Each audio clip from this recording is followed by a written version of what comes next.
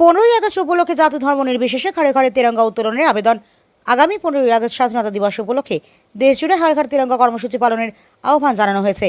সেই কর্মসূচিকে সামনে রেখে গৌরদহের বিজেপি কর্মী সুব্রত মণ্ডল সাধারণ মানুষের কাছে ঘরে ঘরে জাতীয় পতাকা উত্তোলনের আবেদন জানালেন। সুব্রত মণ্ডল বলেন, জাতি ধর্ম বর্ণ নির্বিশেষে প্রত্যেক ভারতীয়ের উচিত স্বাধীনতা দিবসে নিজের বাড়িতে জাতীয় পতাকা উত্তোলন করা। দেশের প্রতি ভালোবাসা ও শ্রদ্ধার প্রতীক হিসেবে প্রত্যেক বাড়িতে তিরঙ্গা পতাকা লাগানোর আহ্বান জানান তিনি আরও বলেন, স্বাধীনতা দিবস শুধুমাত্র একটি উৎসব নয়, এটি দেশের স্বাধীনতার জন্য আত্মত্যাগ করা বীর শহীদদের স্মরণ করার দিন। তাই দলমত নির্বিশেষে সকলকে হর ঘর তিরঙ্গা কর্মসূচিতে সামিল হয়ে 15ই আগস্ট দেশাত্মবোধের সঙ্গে স্বাধীনতা দিবস পালন করার আবেদন জানান সুব্রত মণ্ডল। তার আহ্বান, 15ই আগস্ট প্রত্যেক বাড়িতে উড়ুক দেশের গর্বের তিরঙ্গা। সকল জাতি নির্বিশেষে 15ই আগস্ট বিশ্বব্যাপী, রাজ্যব্যাপী বিভিন্ন জায়গায় সবাই আমরা একত্রিতভাবে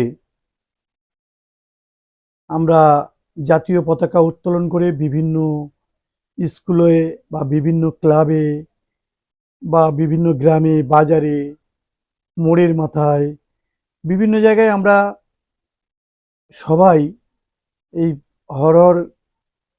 ঘর ঘর তিরঙ্গা যাত্রা প্রায় করে থাকে। তবে অন্যান্য বছরের নয়, এবছরে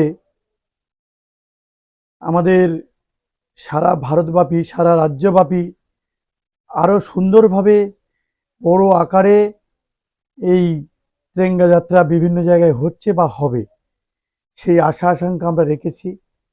আমরা আমাদের তরফ থেকে বলছি, সমস্ত জায়গায় মানুষ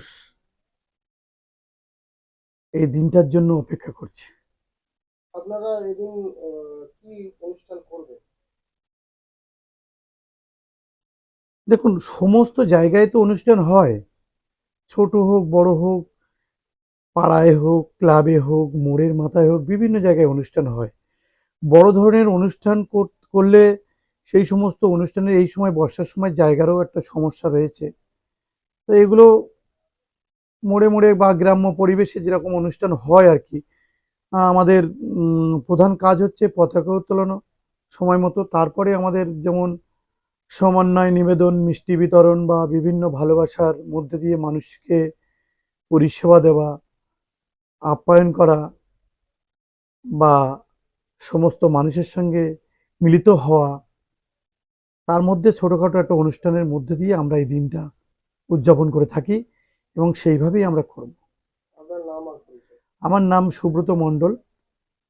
আমি একজন সমাজসেবী বলতে পারেন, আবার আমি একজন ভারতীয় জনতা পার্টির কর্মী।